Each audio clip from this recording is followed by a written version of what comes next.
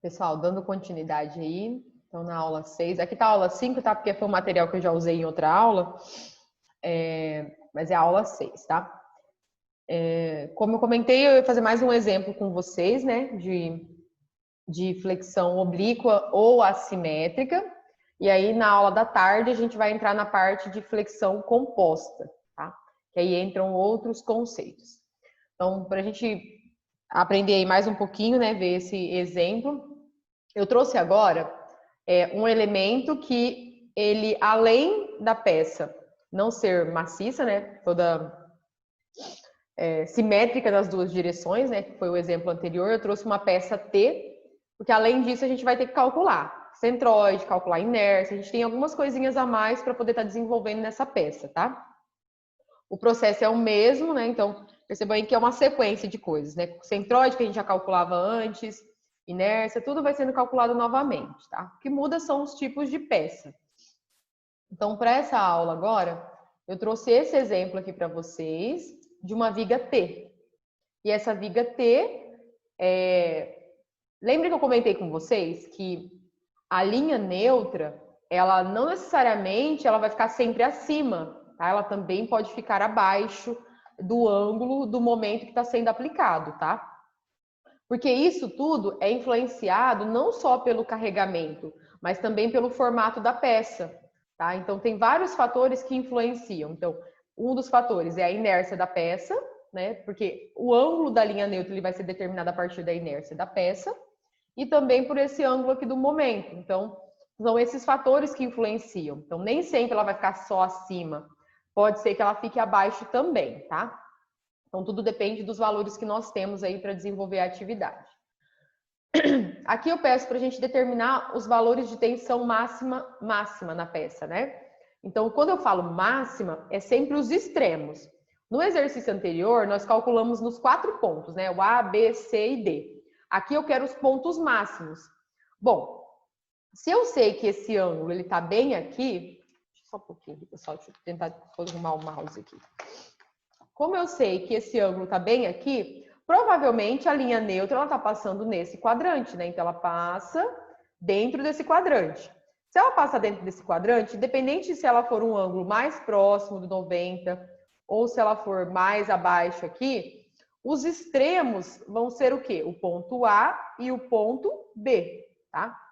Então esses são os valores que a gente quer encontrar, que são os valores de tensão máxima. Os locais onde a peça está mais tensionada, ou comprimindo ou tracionando, tá? A questão de comprimir e tracionar, a gente vai descobrir lá no final, porque aqui a gente não está vendo carregamento, não tem essa noção, né? A gente está vendo somente a peça com a sua carga interna, tá? Mas aí, através dos valores lá no final, a gente vai descobrir se essa peça ela vai estar sendo tracionada ou se vai estar sendo comprimida, né? Em que região isso vai estar acontecendo, tá? Então, primeira etapa. Se eu tenho essa peça, vamos encontrar os momentos internos decompostos em relação ao Y e em relação ao eixo Z, tá? Então, o lado que eu tenho ângulo, eu vou decompor aqui na horizontal e eu vou usar o cosseno. O lado que eu não tenho ângulo, eu vou usar o cosseno. O seno. Percebam agora, ó, que nós estamos decompondo nesse quadrante, né? Então, esse quadrante, ó, lembrem, o Z à esquerda é positivo, à direita ele é negativo, tá? Então, esse é o quadrante que o Z é negativo. Então, eu representei aqui a decomposição, né? Então, aqui vai ficar o quê? M multiplicado pelo cosseno de 30, que vai ser o meu MZ, e M multiplicado pelo seno de 30, que vai ser o meu MY. O lado que decompôs o Y é o lado que o Y é positivo. Então, eu coloquei, ó, que o meu MY, que deu 7,5, ele é positivo. O meu MZ, ele está decomposto para o lado que o Z é negativo. Então, é menos 12,99 o valor encontrado, tá? Então, vamos reservar esses valores aqui para a gente usar posteriormente. Nessa peça aqui, não foi dado centroide e não foi dado também a inércia. Então, a primeira coisa que a gente precisa fazer é encontrar o centroide da peça, tá? Então, quem é o valor de centroide que a gente precisa encontrar? Então, uma coisa assim que fique bem clara para vocês, tá?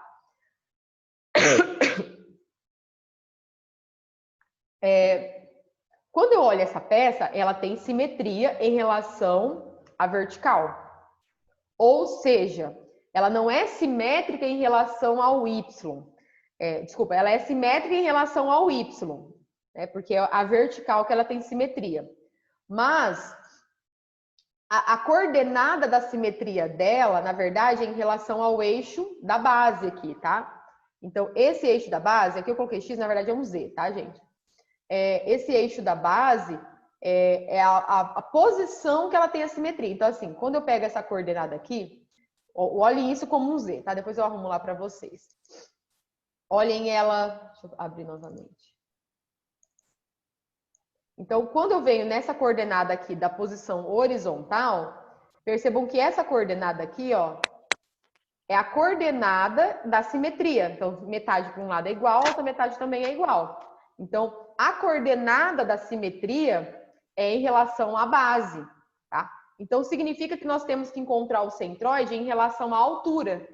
Então, por isso que a gente fala que o centroide que a gente quer encontrar é em relação a Y, tá?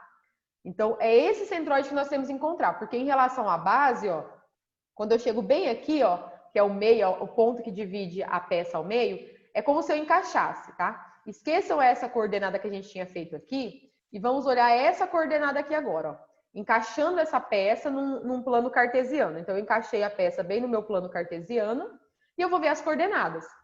Então, quando eu venho aqui em relação à base, essa coordenada aqui, ó, se aqui é 80 e aqui é 40, no meio dela é 20. Então, eu tenho a coordenada 100. Então, no ponto 100 da base, é o eixo de centroide dessa peça, porque é o ponto que vai dividir ela ao meio, em relação a esse ponto aqui, que é o 100. Tá? E ele é coincidente para qualquer ponto da peça, né? Então, essa peça e essa peça, ó, todas estão nesse ponto aqui. O que a gente precisa encontrar? O centroide em relação ao Y. Por quê? Porque o Y, ó, quando eu pego essa primeira peça aqui, porque quando a gente tem essa peça que ela é a junção de várias peças, a gente tem que dividir ela. Então, eu dividi ela nesse retângulo e nesse retângulo. Esse primeiro retângulo, o centroide do retângulo, ele tá bem aqui, ó. Então, se essa altura do retângulo vale 100, o centroide dessa peça está na posição 50. E essa outra peça aqui? Quando eu olho ela, esse pedacinho dela vale 30, né? A metade dela é 15. Só que eu não tenho 100 para baixo, então qual que é a coordenada na vertical desse centroide da peça? 115, que é 100, mais metade de 30, que é 15, então dá 115. Então, esse é o posicionamento do centroide de cada peça. Então, em relação ao Y, o centroide dessa peça está no 50 e o centroide dessa outra peça está em 115, tá? E aí eu monto essa tabelinha. Qual que é a posição em relação ao Y do centroide de cada peça? Tá? Então, a primeira peça no 50 e a segunda peça no 115. Tá? Eu gosto de montar essa tabelinha para a gente não se perder e para facilitar também o processo, tá? Agora eu faço uma coluna do cálculo de área. Então, qual que é a área de cada peça? Então, a primeira peça, que é de cima, ó, ela tem 80 mais 80, 160, mais 40, 200. Então, ela tem 200 por 30. Então, 200 vezes 30 dá 6.000. A segunda peça, a base dela é 40 e ela tem 100 de altura. Então, ela dá 4.000. Então, 40 vezes 100, 4.000. Então, aqui tem as áreas. E a outra coluna é o AY, que seria a área vezes o Y. Então, eu pego a área vezes o Y, cheguei nesse valor. A área vezes o Y, cheguei nesse valor. E aí eu faço o somatório das duas áreas e o somatório dos dois AY. Por que eu faço o somatório? Porque a fórmula do centroide, ela se resume em, no caso do centroide em Y, né? O somatório do AY, que é esse somatório aqui, dividido pelo somatório das áreas. Tá? Realizando a divisão aqui, eu encontrei que o meu eixo do centroide em relação a Y é na posição 89, tá? Ou seja, o centroide ele vai estar ele está acima aqui do centroide deste. Deixa eu ver quem se perguntou. Tá, tentando fazer novamente. Então vamos entender o seguinte, ó. Quando eu divido essa peça ao meio, então podem ligar o áudio, tá, pessoal? Quando vocês tiverem dúvida também, tá? E me interromper. Então, ó, quando eu falo centroide, eu tenho que achar o ponto de centro da peça, o centro de gravidade dela. Então, essa peça aqui, ó, se eu divido ela ao meio, ela vai ficar igual de um lado e vai ficar igual do outro. Ela tem simetria nessa posição. Então, o centroide dela, em relação a essa altura, que é a coordenada da base, aqui é simétrico, é o mesmo valor. Então, se eu olho ela encaixadinha aqui, ó, então 80 mais metade de 40 dá 20. Então, assim, no 100 aqui, né, que é 80 mais 20, ó, na posição 100 da base, quando você olha, ó, o centroide está nessa posição, de todas as peças, dessa. Tá? Porque a gente encaixa a peça no plano cartesiano, então eu encaixei ela desenhada aqui. Tá?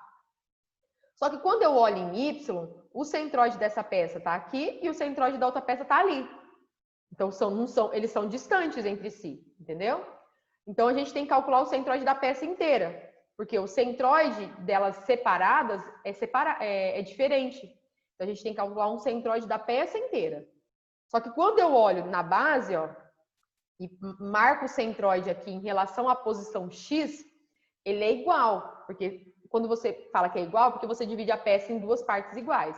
Então, não precisa calcular o centroide do X, mas precisa calcular o centroide do Y, porque cada peça, né, as duas peças, elas têm centroides em pontos diferentes. Então, precisa ter um centroide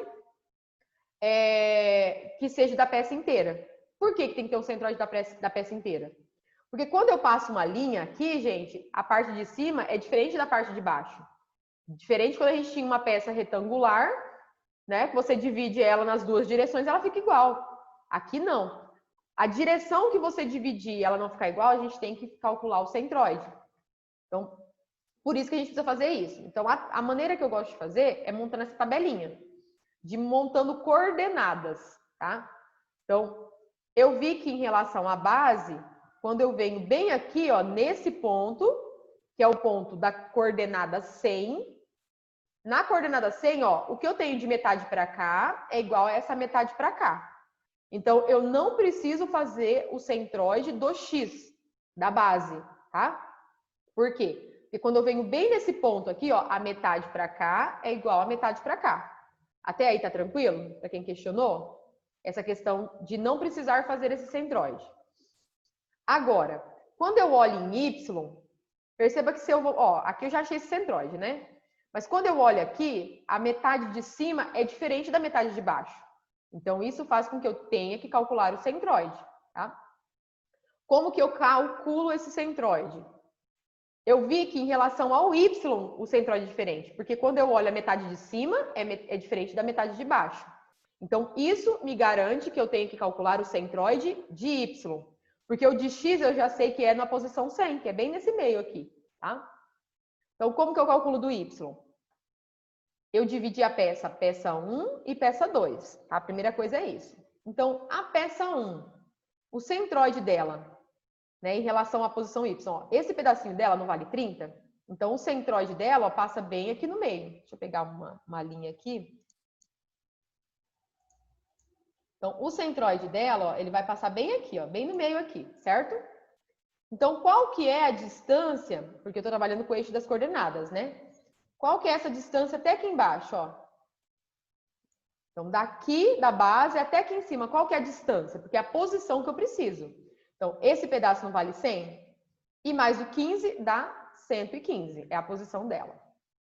Quando eu faço o centroide da outra peça, que é a 2, ó, ele passa bem aqui, ó. Dividi ela em duas partes, tá? Vou fazer de novo. Então, ele passa bem aqui o centroide da outra peça. Qual que é a posição dela? A posição dela é essa altura aqui. Então, daqui até aqui tem metade de 100, que é 50. E daqui até aqui é o 115. Tá? Então, esses são os valores que eu adotei aqui, ó, da posição na coordenada Y do centroide de cada peça. Tá? Agora, eu tenho que calcular a área de cada peça. Então, a área, ó, a base vezes a altura e a base vezes a altura. E o AY é a área vezes o Y. Tá? Então, eu fiz isso para ambos. E aí, eu fiz a continha, o somatório da área e o somatório do AY. A fórmula do centro de gravidade, ela é o somatório do AY, então por isso que eu somei os dois AY, dividido pelo somatório das duas áreas. Tá? Então, fazendo essa divisão, eu encontro o centroide, que deu 89. O que significa esse 89? Que o centroide, ó, ele está passando bem aqui, ó, bem nesse ponto. Então, é exatamente o centro de gravidade da minha peça. Então, o centro de gravidade da minha peça, ele está bem aqui, ó. Ele dividiu, ó, em relação à posição do x, ó, que é o 100, então, ó, esse pedacinho daqui até aqui vale 100. Aqui ele dividiu a peça em duas partes, iguais. Então, quando dividir em iguais, gente, nem precisa calcular o centroide. Agora, quando elas ficam diferentes, a gente precisa. Então, é exatamente nesse ponto aqui, ó, que é o centro de gravidade dela. Tá? Que é aquela equivalência da gravidade, do centro de gravidade dela. Perceba que ele ficou um pouquinho acima do centroide da primeira e ele ficou abaixo do centroide da segunda, tá? Então, aqui é o centrinho de gravidade dela. Então, sigam sempre essa situação. Montem aqui a tabelinha das coordenadas, da posição dela, tá? Aqui, gente, não confundam com o eixo Y e Z, tá? Aqui é só pra gente achar a coordenada, tá? Do centroide. Aqui não tem nada a ver com o meu Y. Opa, deixa eu arrumar aqui. Com o meu Y e o meu Z. Tá? Esse YZ, ele passa aqui no meio, tá? Só que quando vocês forem calcular o centroide, coloquem a coordenada bem aqui. Porque o que me interessa agora é achar uma posição, tá? Então, não confundam isso daqui com essa parte aqui. Isso aqui é outra coisa, tá? Isso daqui só serve para a gente calcular o centroide e calcular a inércia, tá? Agora, isso daqui é para a gente desenvolver o restante do cálculo. Consegui esclarecer? Ou ficou ainda alguma dúvida de como determinar o centroide?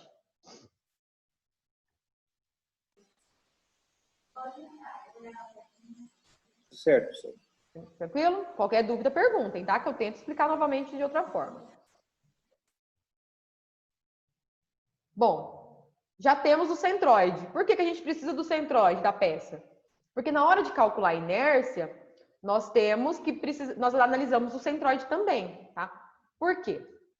Quando nós fizemos a fórmula da inércia, lá no exercício anterior, como ele era uma peça retangular, a única parte da inércia que a gente usava era essa daqui, ó, base vezes a altura ao cubo sobre 12. Só que quando nós temos uma peça que ela não tem simetria em uma direção, a gente precisa do centroide. Por quê? Porque existe essa outra parcela de cálculo aqui, tá? Então, aqui que a gente tem que tomar um pouquinho de cuidado na hora de desenvolver, tá? Então, quando a peça não tem simetria nas duas direções, nós precisamos disso daqui, tá? Então, ela tem um centroide diferente, a gente vai precisar dessa outra parcela. Somente a peça retangular ou quadrada que a gente usa, base vezes a altura ao cubo sobre 12. Quando ela não for quadrada, ela tiver outros formatos, nós vamos usar essa fórmula, tá? Então, como que seria essa fórmula?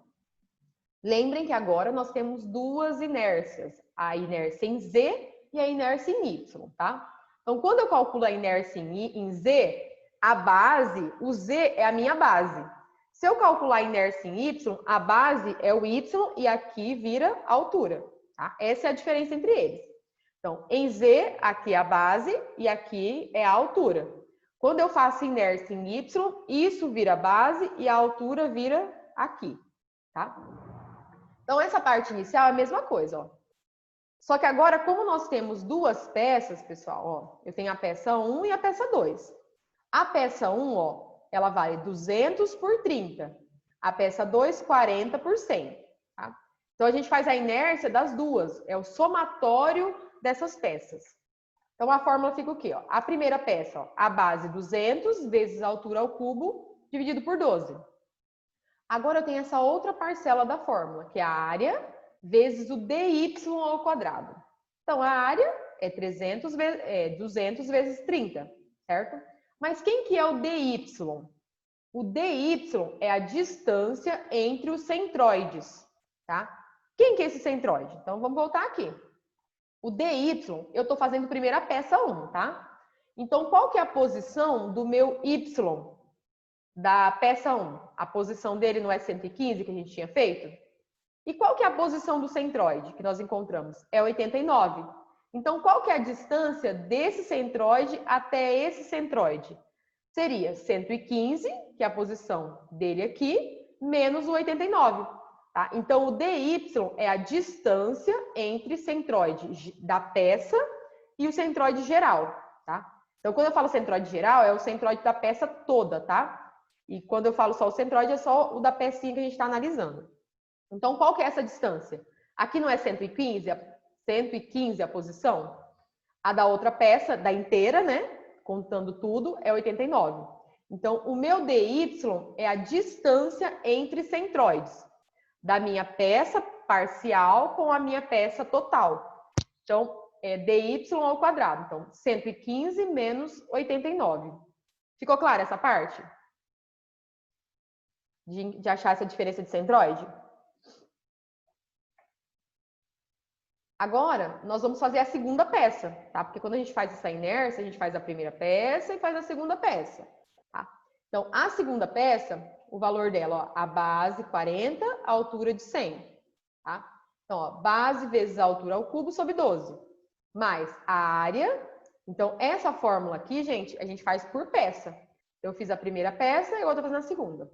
Então, base vezes a altura ao cubo sobre 12, mais a área, multiplicado pelo dy. Agora, quem que é o dy da segunda peça? Então, vamos voltar aqui, ó. Então, o ponto em azul é o 89, que é o dy, que é o y, o centroide da peça inteira. E qual que é o centroide da peça 2, que é a peça que a gente está olhando? O centroide dela não é no 50? Então, qual que é a distância entre eles? Uma está em 89 e outra está em 50. Então, qual que é essa distância? 89 menos 50. Então, dessa forma, eu encontro o meu dy e elevo ao quadrado. Resolvendo aqui, eu cheguei nesse valor, tá? Como eu estou usando tudo em milímetros, eu já multipliquei por 10 a menos 12 e converti em metros, tá? Em metros à quarta. Tranquilo aqui? Algum questionamento?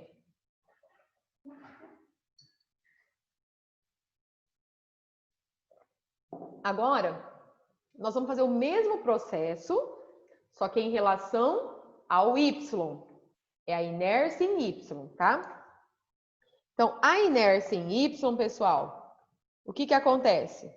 Nós vamos agora olhar a nossa base vai ser o y agora, tá?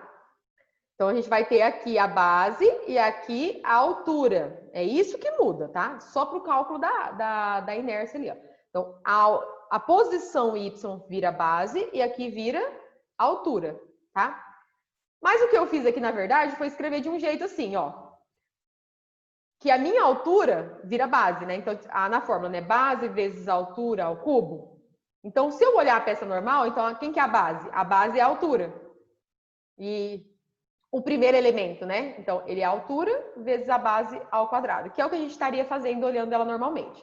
Mas fique claro o seguinte, essa vertical ela vira base, né? O primeiro elemento, e aqui vira a altura ao cubo. Então, esse que está na vertical é o primeiro elemento, e o que está na horizontal agora é o elemento ao cubo. Tá? Então, olhando a primeira peça, ó. Então, agora a base é quem? Né? O primeiro elemento? 30. E o que vai ao cubo é 200. Tá? O segundo elemento, quem que é a base? O 100. E quem que vira a altura? O 40. Tá? Então, eu fiz isso daqui, ó. 30 vezes 200 ao cubo sobre 12 mais a área deles. E quem que é o dx? O dx, eu quero que fique bem claro para vocês, ó.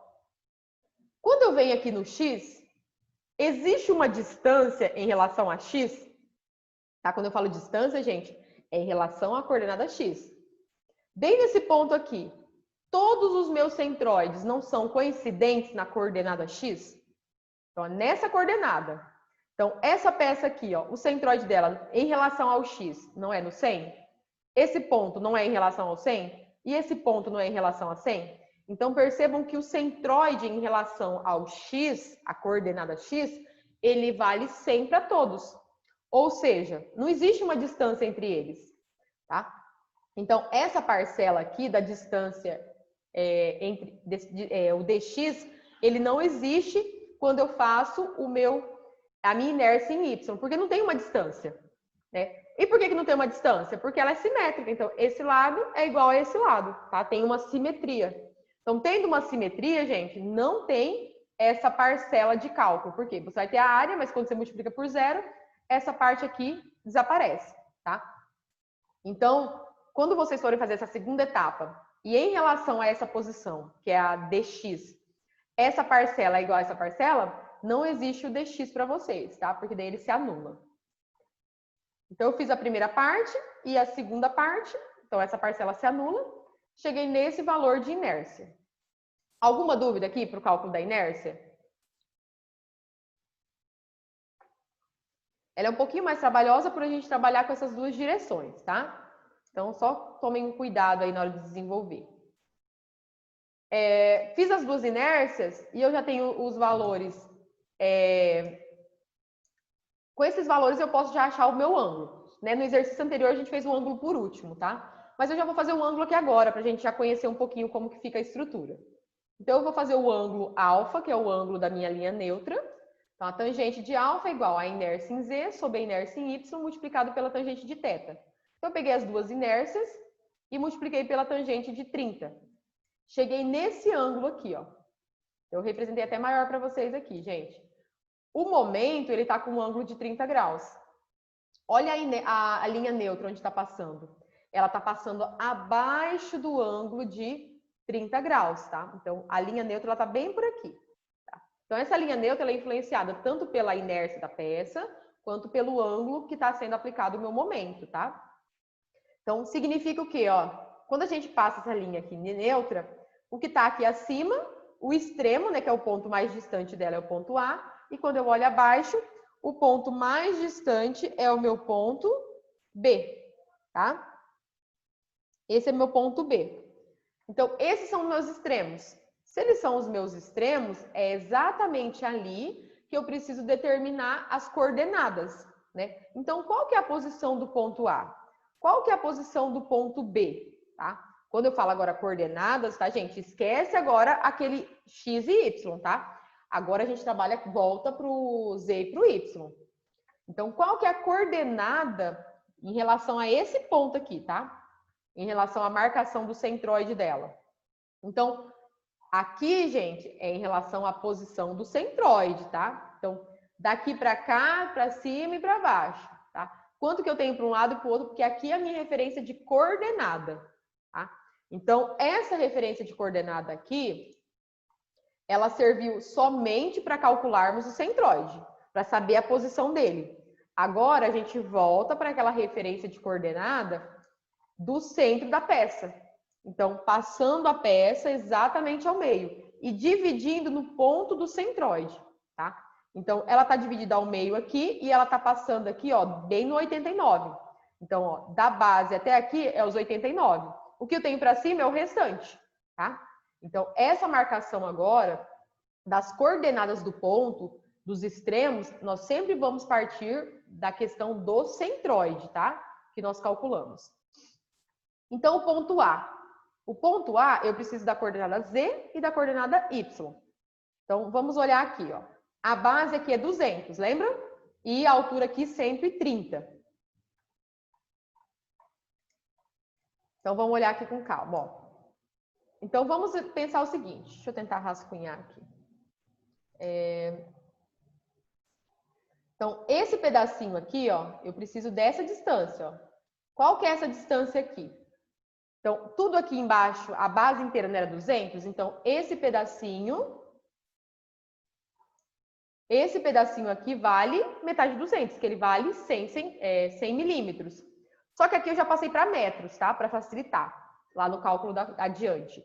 Então, esse pedaço aqui vale 100 centímetros, desculpa, 100 milímetros, ou seja, 0,1 metros, tá? Então, é 0,1 metros esse pedacinho aqui.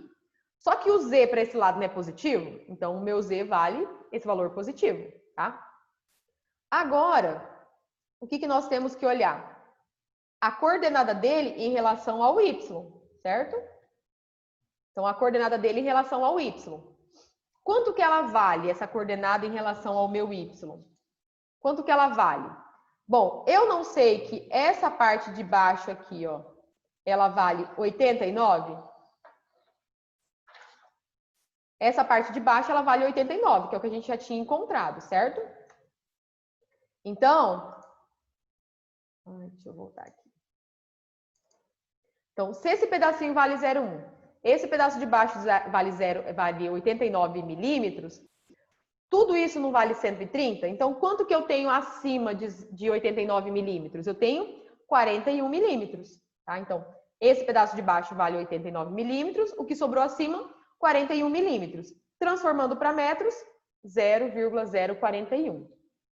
Agora eu tenho que achar a coordenada do ponto B, que é o ponto de baixo, tá? Então, ó, bem aqui, ó, dividindo ao meio. Essa base aqui não valia 40? Significa que eu tenho 20 para um lado e 20 para o outro, certo? Então, essa coordenada do B, daqui até aqui, vale 20 milímetros. Só que em relação ao Z, daqui para cá, né, que esse quadrante é o lado negativo do meu Z. Ou seja, a coordenada é 20 milímetros. Convertendo para metros, menos 0,02 metros. E qual que é a coordenada em Y? Ó, é esse pedaço aqui. Então, daqui para baixo, ó, tudo isso daqui não vale 89 milímetros, mas como nós estamos trabalhando com o Y da parte negativa, então aqui é menos 89 milímetros. Convertendo para metros, menos 0,089. Então, cuidem bastante na hora de fazer essa parte das coordenadas, tá? Porque ela é bastante importante. Então, tem que tomar muito cuidado quando eu divido aqui, que aqui é o Z e aqui é o Y. Então, daqui para cá é positivo, daqui para cá é positivo. Aqui é negativo e aqui é negativo, tá? Então, é em relação a esse posicionamento, ó, do centroide. Que fique bem claro isso. Então, se eu achei o centroide, posicionei a linha neutra, é nesse ponto aqui que agora eu vou achar as coordenadas dos extremos da minha peça. Bom, tendo isso pronto, já as coordenadas, nós já podemos aplicar a fórmula da tensão, tá? Que é aquela fórmula que a gente já tinha feito na aula anterior, tá? Então, a fórmula da tensão é menos o momento em Z multiplicado pelo... desculpa. Deixa eu achar aqui. Meu MZ, voltando aqui, ó. O MZ, ele é menos 12,99 e ele é negativo. E o MY, 7,5, tá? Então, eu tenho aqui, ó, o meu MZ, o meu MZ menos o MZ, então o MZ é negativo e o menos da fórmula, multiplicado pelo valor do Y, do ponto A, dividido pela inércia em Y, tá? Mais o MY multiplicado pelo Z do ponto A, dividido pela sua inércia. Encontrei esse valor positivo, ou seja, está tracionando. Faço o mesmo para o ponto B. Então, ó, menos a fórmula, menos o MZ, multiplicado pela coordenada Y do ponto Z. Então, voltando aqui para ver, ó, coordenada Y. Então, uso o valor certinho com o negativo, dividido pela inércia. Mais o MY multiplicado pelo Z. Então, o Z do ponto B, ó, o Z do ponto B é negativo, dividido pela sua inércia. Resolvendo, encontrei um valor negativo, ou seja, está comprimindo. Então, olhando essa peça aqui, devido a esse carregamento dela, né, essa carga interna, a parte de cima está tracionando, porque deu positivo, e a parte de baixo está comprimindo, já que deu negativo. Pessoal, alguma dúvida aqui nesse exemplo?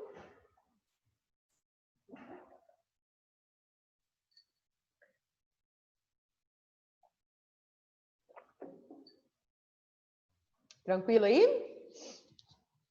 Ou ninguém está assistindo?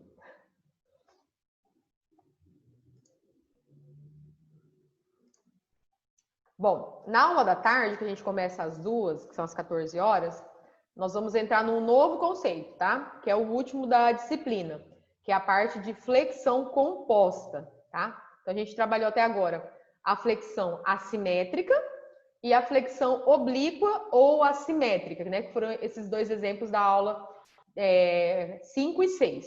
Na aula 7 e 8, nós vamos entrar já no conceito de flexão composta, tá? Que aí ela vai entrar um pouquinho mais de informação. E daí a gente finaliza a disciplina com esse conteúdo, tendo trabalhado todos os tipos de flexão, né? A flexão normal, a flexão oblíqua e a flexão composta. Alguma dúvida em alguma coisa aqui que eu comentei? Ficou algum questionamento? Bom dia, professora. Bom dia. É só a questão dos exercícios que a senhora vai passar hoje e, enfim, durante todo o dia, Sim. né? Aí qual é o prazo que a gente tem para entregar? Eu vou liberar a prova para vocês desenvolverem amanhã, tá? É porque hoje eu estou com um regime a tarde toda, então eu tenho aula terminando agora com vocês, tem mais 2 aulas, depois as outras 2, né? Então depois da aula de vocês à tarde, tanto para a disciplina de vocês quanto das outras matérias que eu estou ministrando, eu vou liberar a lista, todas as listas, né?